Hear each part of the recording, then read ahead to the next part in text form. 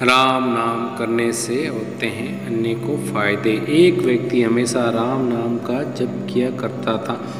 धीरे धीरे वह काफ़ी बूढ़ा हो चुका था, इसीलिए एक कमरे में ही पड़ा रहता था। जब भी उसे शौच या स्नान आदि के लिए जाना होता था तो वह अपने बेटे को आवाज़ लगाता था और बेटे उसे शौच कराने ले जाते थे। धीरे धीरे कुछ दिन बाद बेटों को आवाज़ लगाने के बाद भी कभी कभी आते और कभी नहीं भी आते थे।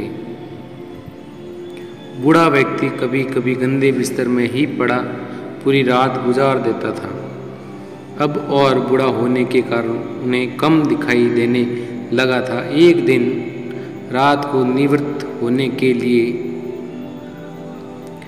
जैसे ही आवाज़ लगाई, तुरंत ही एक लड़का आता है और बड़े ही कोमल हाथों से स्पर्श के साथ उनको निवृत्त करवा कर बिस्तर पर लेटा जाता है।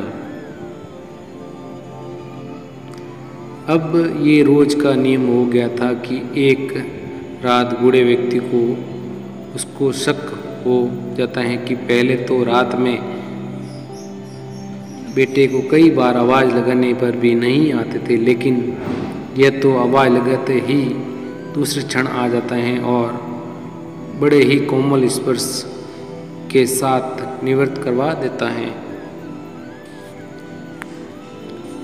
एक रात वह व्यक्ति उसका हाथ पकड़ लेता है और पूछता है, सच बता दो तुम कौन हो? मेरे बेटे तो ऐसा नहीं करते हैं। तभी अंधेरे कमरे में एक अलौकिक उजाला हुआ और उस लड़के रूपी ईश्वर ने अपना वास्तविक रूप दिखाया। वह व्यक्ति रोते हुए कहता है कि हे प्रभु, आप स्वयं मेरे निवृत्त के कार्य कर रहे हैं। यदि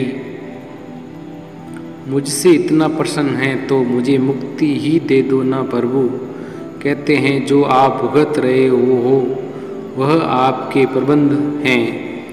आप मेरे सच्चे साधक हैं, हर समय मेरा जप करते हैं, इसीलिए मैं आपको प्रबंध भी सच्ची श्रद्धा के साथ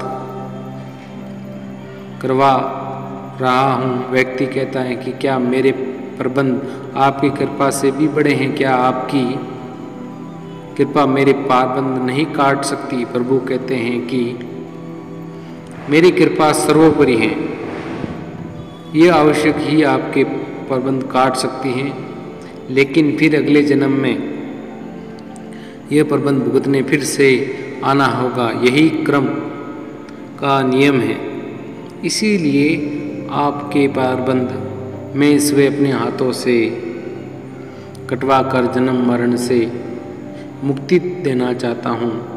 ईश्वर कहते हैं प्रबंध तीन तरह के होते हैं, मंद, तीव्र तथा तीव्रतम। मंद प्रबंध मेरे नाम जपने पर कट जाते हैं, चाहे अवतार होकर आओ, लेकिन जो हर समय श्रद्धा और विश्वास से मुझे जपते हैं उनके प्रबंध में स्वयं साथ रहकर करवाता हूँ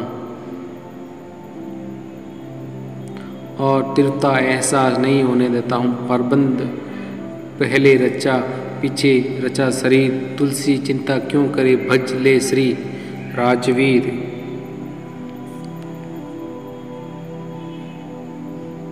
जय सिया राम, जय सीताराम।